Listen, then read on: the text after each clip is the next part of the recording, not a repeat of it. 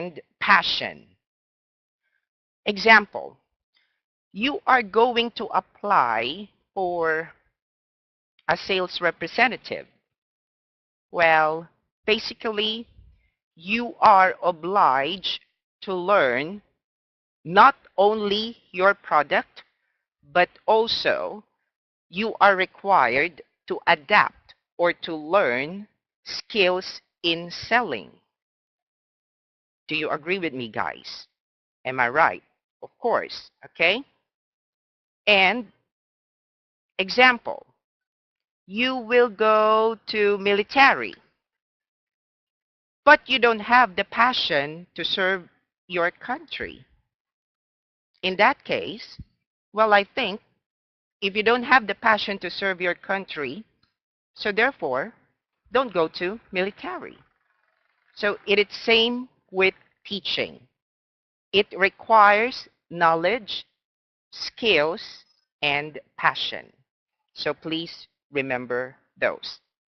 Now, it says here, don't just tell students what to do and expect them to do it. All right. So you complete these sentences. I am blank. So what is the answer here? What do you think? Come on, you can do it. Okay? So it's like you must show a helping hand to your students. Okay, so let me help you. How to do it? All right, so there are words here. So let me give you a clue. So in the picture, this is a boy.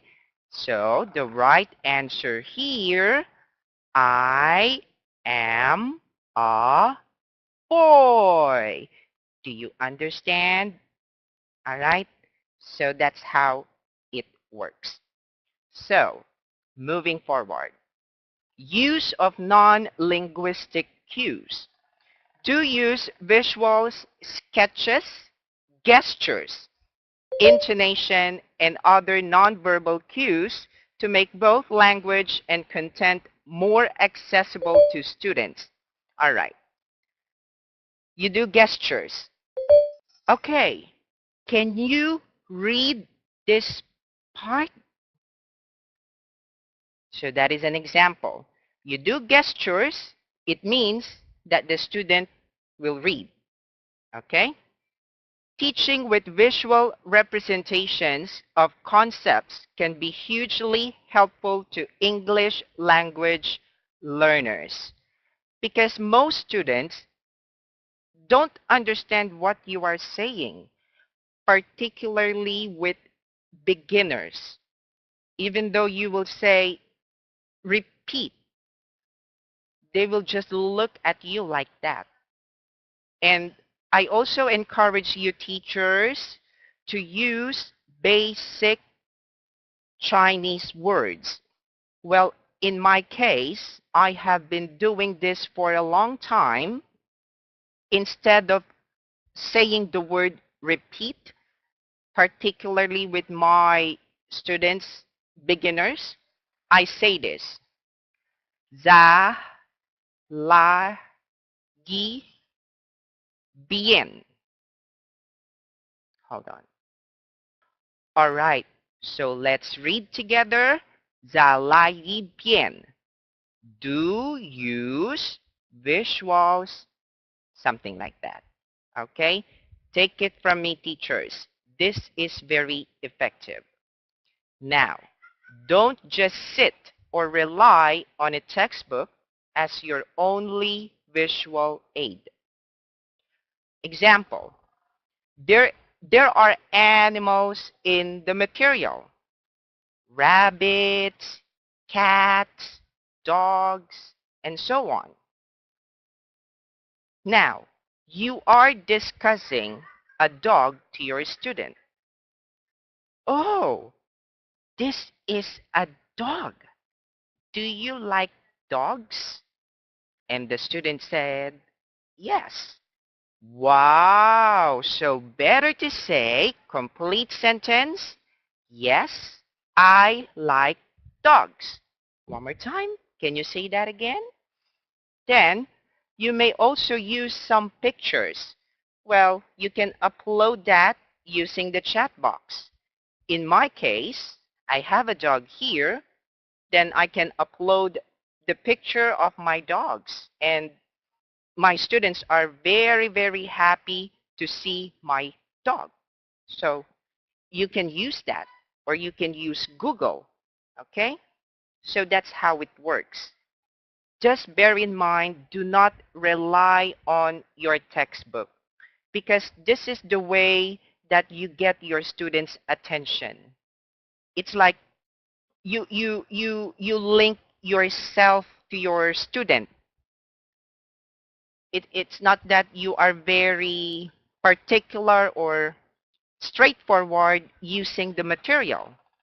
Okay, so there is the dog. All right. So remember, this is a dog. So let's move now on the next page. So I think it's not proper. Okay. Now, so let's move now on this page. Check for understanding. Well, this is very important. Do regularly check that students are understanding the lesson. After an explanation or lesson, a teacher could say, please put thumbs up. All right. Do you understand this word, students? Then you can use gestures like this. Do you understand or not? Okay? Please put thumbs up or thumbs down or sideways. Let me know if this is clear, and it's perfectly fine if you don't understand or are unsure. I always do this. During my discussion, I always do gestures like this. Do you understand this lesson or you don't?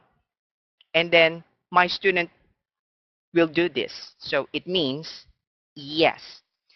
I just need to know this last phrase is essential if you want students to respond honestly. And don't assume that students are understanding because they are smiling and nodding their heads. Sometimes they are just being polite or shy. This is true. Well, do not just rely that, okay, yes, because basically they are shy. They, they, they, they, they, they are hesitating to ask questions. In my case, when the student do this, I will make a follow-up.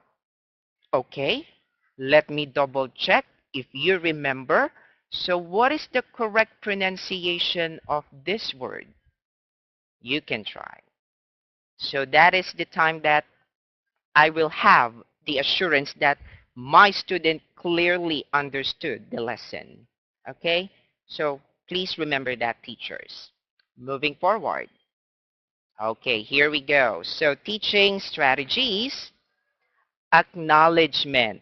So people want to be acknowledged for their contributions. Do you agree or not? It helps people feel appreciated. It is also a tool you can use to highlight and reinforce skills and behaviors that will lead towards success. It is important to remember that acknowledgement must be sincere and specific. Let's say you are discussing to your student and the student did good, pronounced the word properly. All right, so how about this word? So please do not forget to acknowledge your student. Well, you can do, all right, so you did a good job. Let me give you a high five for that. Amazing. Or you can use power words like good job, great, brilliant, amazing, perfect. Okay? So just like us, we are employees. How does it feel if we are not being appreciated, right? So sometimes we need motivation. Well, I am your trainer. If you are going to hear always that, oh, you are doing this, like that, but I did not acknowledge you, of course, you will feel sad. Oh, that person doesn't know how to acknowledge my efforts. So it is same with our students. So please do not forget to acknowledge them. Let's say another example. I always encounter this. The student is not in the mood to study. Well, I know at the moment all of you are having demo classes. But for regular classes, some students are not in the mood to study. They are just like that. And then you are happy, you are perky, and then they are just like that. So you need to find out what's wrong. Okay, sweetie, you look so sad. What happened? Is there something wrong? You can tell teacher, I am willing to listen. So that is acknowledgement, okay? And also must be sincere and specific. Your student pronounced the word incorrect. So how will you acknowledge that? Well, for me, it is not proper to say good job because your student pronounced the word incorrect. So pronunciation is not good. So in that case, you will acknowledge your student by saying, all right, nice try, but better to say sincere. So that is the correct pronunciation. So one more time, zalayi bien, sincere. Okay? So please remember that, teachers. Moving forward, encourage.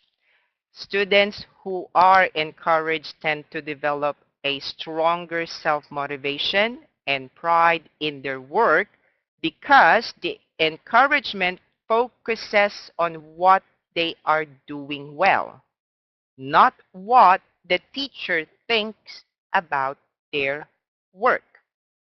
The difference between praise and encouragement. So this is how you encourage your students to study. Praise focuses on what the adult thinks or feels and often includes a judgment such as good. Students who are praised tend to do things to please adults, not because they are motivated themselves. While encouragement is non-judgmental, encouraging statements point out specific facts but do not evaluate them, such as you really worked hard. Okay, let me share this one to you. Do you have the idea why these kids in China are willing to study the English language? Well, to tell you this, most of them are being forced to study. So it is like if you are going to notice that most of them are participating in your class, but the reason behind that is they are afraid to their parents. Because if they are not going to participate, mommy will get angry. So one important thing how you encourage your student is you have to help your student to ease that stress in their minds because they are focusing, oh, I have to study this language even though they, it's like they are being deprived. They don't have proper childhood. Instead of spending time with their friends, but they are spending studying. An average child in China is studying for more than 10 hours a day. And now it is summer vacation in China, but still, most students are studying. So basically, they don't enjoy childhood. They don't spend a lot of time with their friends playing outside. All right? So, teachers, we have to just help them how to ease that stress in their minds. Okay? So, that's where your strategies come in. So, please remember that. Okay? And moving forward, monitor. The most effective way to test student understanding is to do it while the lesson's still going on. Let's say on a single page. Before you move on the next page, it is better to have a recap before discussing the next page. All right, so please remember this is how you answer in a complete sentence, and these the correct pronunciation of these words: help, teacher, catch, problems. Okay? So do not let that after the single page you will move. Okay? So this will help the teacher to catch problems as they arise. So it is very important to double check if your student clearly understood the lesson. Okay? Now, here we go. Does any one of you why rapport is included here? So, rapport defined as the ability to maintain harmonious relationships based on affinity.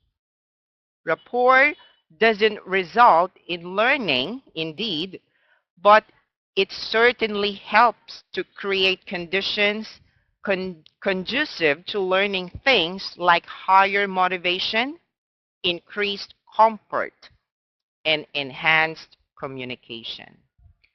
This is very important, teachers. Again, like what I have said to you before, that most kids in China are being forced to study. So if you are going to place yourself in their situation, you are being forced to study, and then your teacher is very plain, all right? So it's like you will not have the motivation or encouragement to continue the class or to study. So we have to make a bridge, or we have to link ourselves to our students. Teaching doesn't always result in learning either, but like rapport, it is one of those factors that can contribute positively learning. In my almost 7 years of teaching, since I already acquired the skills, and to be honest, most of my students love me. When I am sick, some of some of their parents want to send flowers to me. It is because I have built rapport, not only to their students, but also to their parents. Well, it is very important, again, that you will not notice their parents are not, you will not see their parents, but I am sure that they are listening. They are in that room. That is 100% sure. And they can hear what you are saying. And in my case, there are times that, oh, is your mom at home right now? And then suddenly, mommy will do this. Oh, yes. Hi, mommy. Good evening. Hi.